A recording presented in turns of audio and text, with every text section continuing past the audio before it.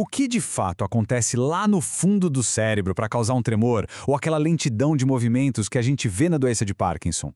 Hoje, a gente vai fazer exatamente essa jornada, sair do sintoma que todo mundo vê e mergulhar fundo até a sinapse, para desvendar a neurociência por trás dessa condição tão complexa. Para a gente entender o panorama completo, nosso roteiro vai ter 5 paradas. Primeiro, vamos deixar os termos bem claros. Depois, a gente entra na sala de controle do cérebro para ver como o movimento funciona, o que quebra nesse sistema, como os médicos descobrem o problema e, por fim, como ele é tratado.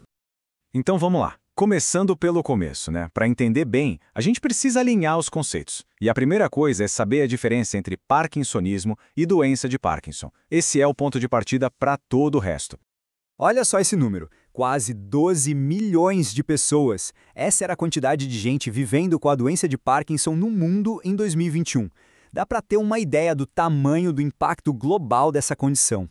Bom, a primeira peça do quebra-cabeça é entender o que é parkinsonismo. O mais importante é não pensar nisso como uma doença, mas sim como um termo guarda-chuva, sabe? Ele descreve um conjunto de sintomas, o tremor, a rigidez, a lentidão. Então, para ficar bem claro, parkinsonismo é a síndrome, são os sintomas que aparecem. A doença de Parkinson é a doença específica, neurodegenerativa que, na maioria esmagadora das vezes, causa esses sintomas. Guardar essa diferença é fundamental para continuar. Ok? Com os termos no lugar, chegou a hora da gente entrar na sala de controle do cérebro. A gente vai conhecer uma área chamada gânglios da base e descobrir como até o movimento mais simples é organizado ali dentro. A neurociência por trás disso é super complexa, mas a ideia central é até que bem simples. Pensa num carro. Para ele se mover direito, precisa de um acelerador e de um freio. No cérebro é a mesma coisa. Tudo se resume a um equilíbrio perfeito entre um sistema que diz vai e outro que diz para.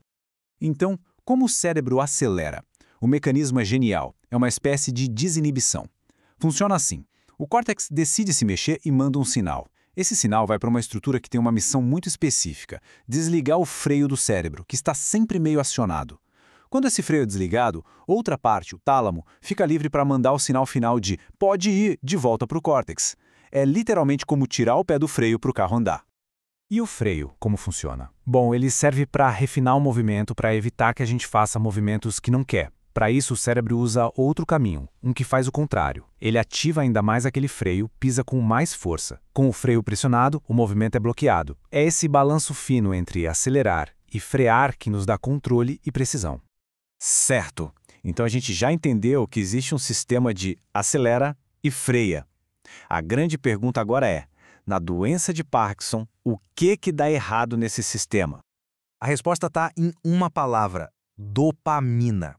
Ela é a maestrina de toda essa orquestra. E o papel dela é duplo. Ela dá um empurrãozinho no sinal de acelerar e, ao mesmo tempo, dá uma segurada no sinal de parar.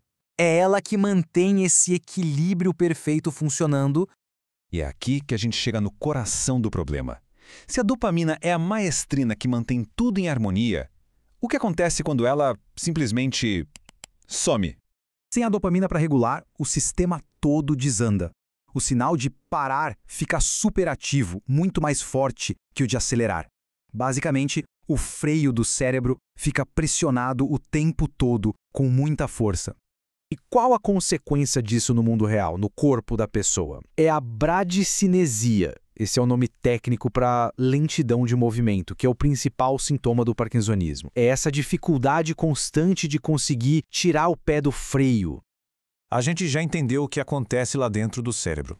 Mas e aqui fora? Como é que os médicos conseguem identificar esse problema? É um processo que parece um verdadeiro trabalho de detetive. Não existe um exame de sangue e um raio-x, nada que diga sim é Parkinson.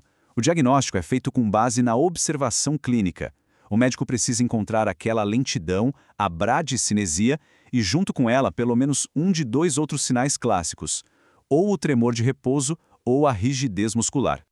A partir daí, é um processo de juntar as peças. Por exemplo, uma melhora muito grande com o remédio levodopa é uma pista fortíssima a favor do diagnóstico.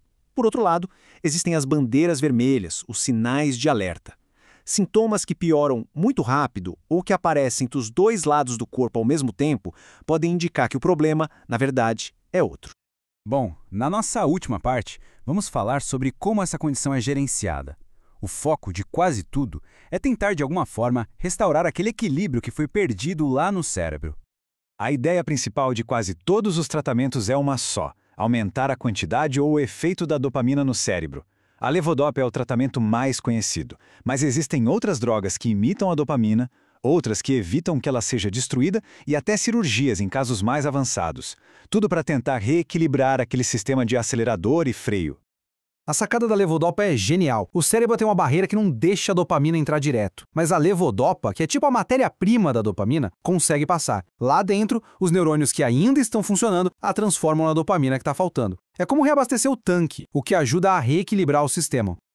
E aqui tem um ponto que é absolutamente fundamental. Parkinson não é só sobre movimento. A falta de dopamina e outras mudanças no cérebro causam uma lista enorme de sintomas não motores. Desde depressão, problemas de sono, até constipação e perda do olfato. É uma doença que afeta o corpo inteiro.